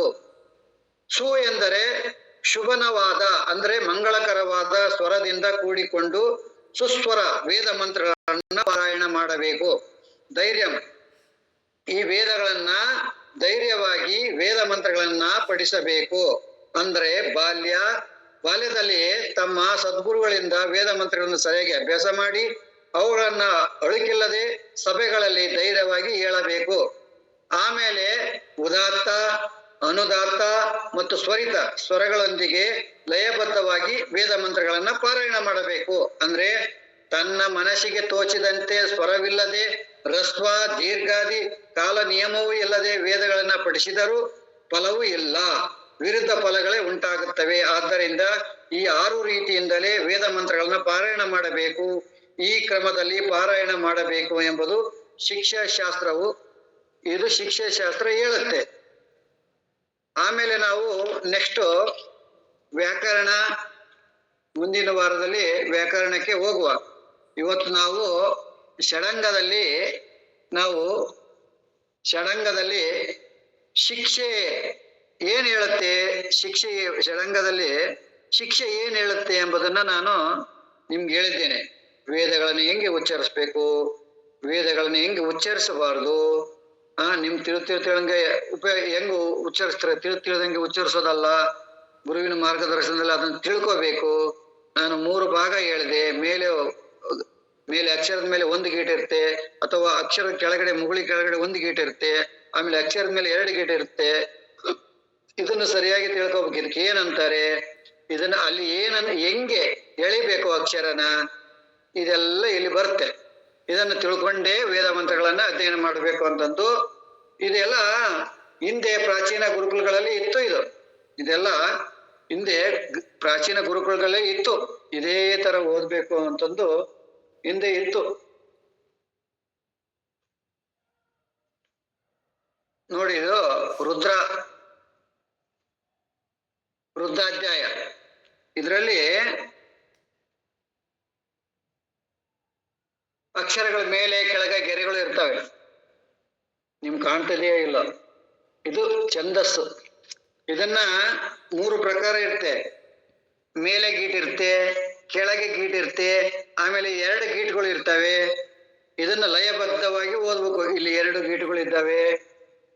ಹೀಗೆ ಈ ವೇದ ಮಂತ್ರಗಳನ್ನ ಪಾಲನೆ ಮಾಡ್ಬೇಕಾದ್ರೆ ಸ್ವರಬದ್ಧವಾಗಿ ಓದ್ಬೇಕಾಗತ್ತೆ.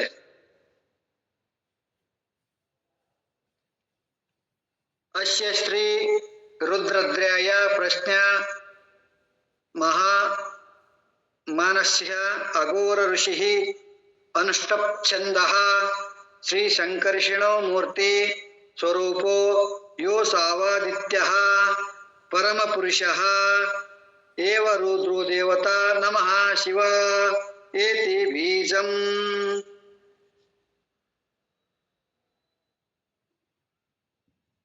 ಇಲ್ಲಿ ಬರ್ತವೆ ರುದ್ರ ಪ್ರಶ್ನೆಯಲ್ಲಿ ಓಂ ನಮೋ ಭಗವತೆ, ಅಲ್ಲಿ ತೇ ಮೇಲೆ ಇದೆ, ಮೇಲೆ ಓಂ ನಮೋ ಭಗವತೆ ರುದ್ರಾಯ, ಓಂ ಮತ್ತೆ ಮೋ ಮೇಲಿದೆ ಓಂ ನಮಸ್ತೆ ರುದ್ರ, ಮತ್ತೆ ಮೋ ಕೆಳಗಡೆ ಇದೆ ಮಾನ್ಯವ ಉತಾತೆ, ಅದು ಕೆಳಗಡೆ ಇದೆ, ಊದಲ್ಲಿ ಕೆಳಗೆ ಉತೋತ ಈಶಾ ಈಶಾ, ಮತ್ತೆ ಶಾ ಮೇಲಿದೆ ಉಷವೇ ನಮಃ. ಈ ರೀತಿ ವೇದಗಳನ್ನ ಲಯಬದ್ಧವಾಗಿ ಸಂಗೀತದ ತರ ಉಚ್ಚಾರಣೆ ಮಾಡಬೇಕು.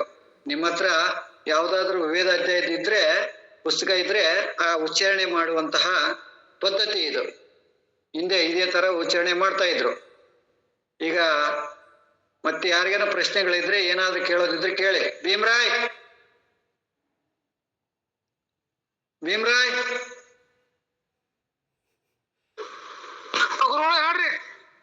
ಏನಪ್ಪ ಚಾರ್ಜರ್ ಬಿಟ್ಟೋಗಿಗಿ, ನಿಂದ ಕಾಚೆ ಬಿಟ್ಟು ಹೋಗ್ಬಿಟ್ಟಿಗಿ.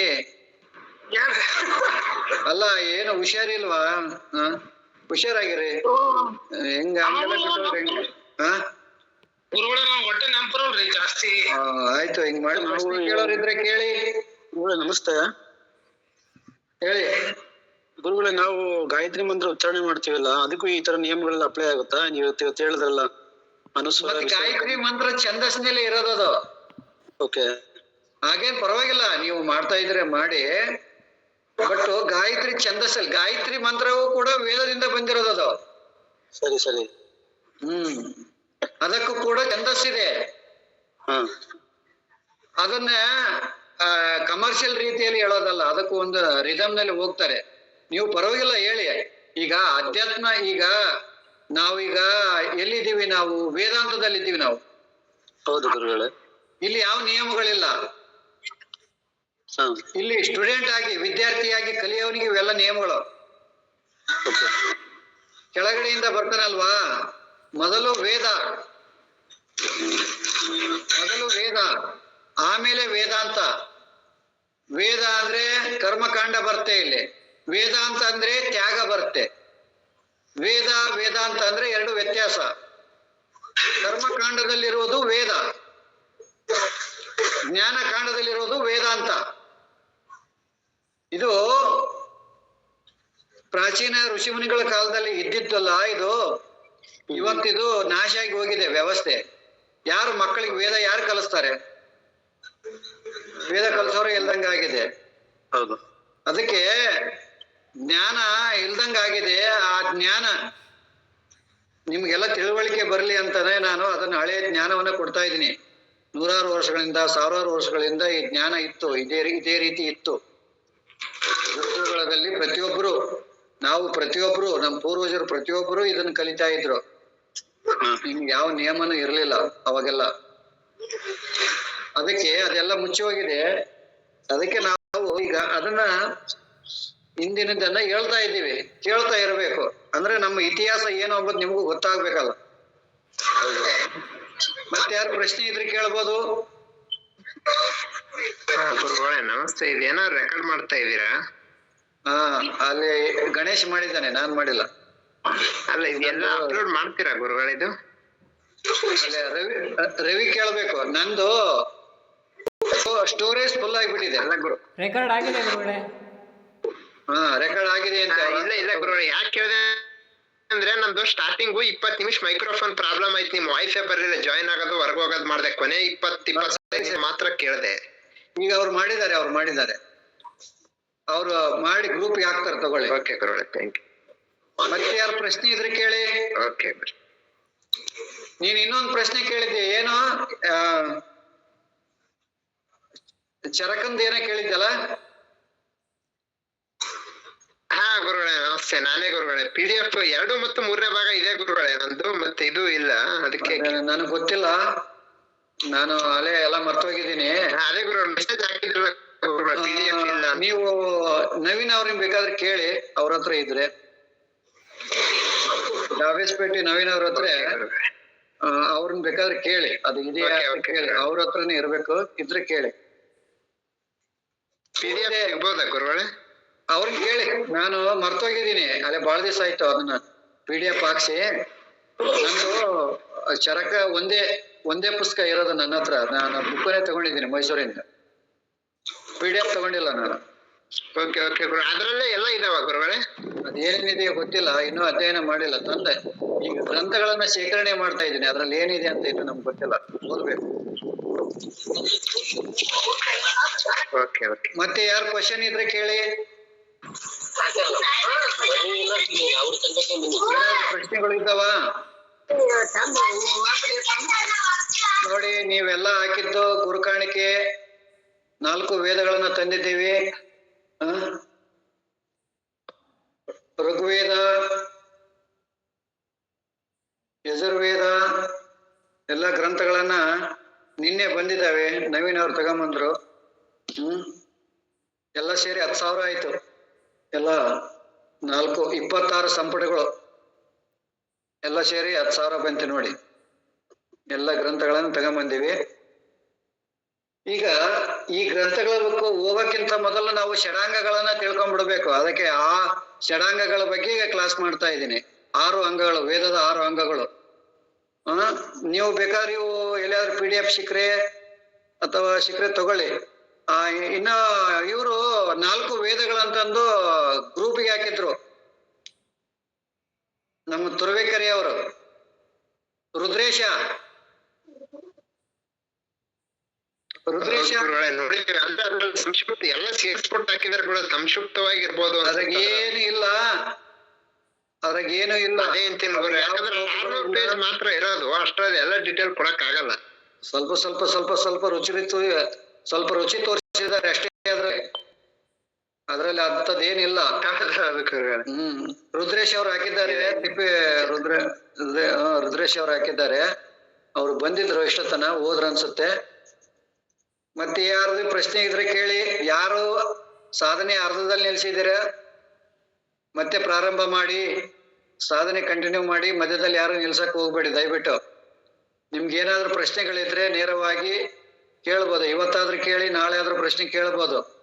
ಮುಜುಗರ ಮಾಡ್ಕೊಳಕ್ ಹೋಗ್ಬೇಡಿ. ಯಾವ್ದಾದ್ರು ಪ್ರಶ್ನೆ ಇದ್ರೆ ನೇರವಾಗಿ ಕೇಳಿ. ಏನಿಲ್ವಾ ಪ್ರಶ್ನೆಗಳು? ನಾವು ಈ ಕಾರ್ಯಕ್ರಮ ಮುಗಿಸ್ಬೋದಾ? ಸರಿ, ನಮಸ್ಕಾರ. ನಮಸ್ಕಾರ ಗುರುಗಳೇ. ನಮಸ್ತೆ ಗುರುಗಳೇ.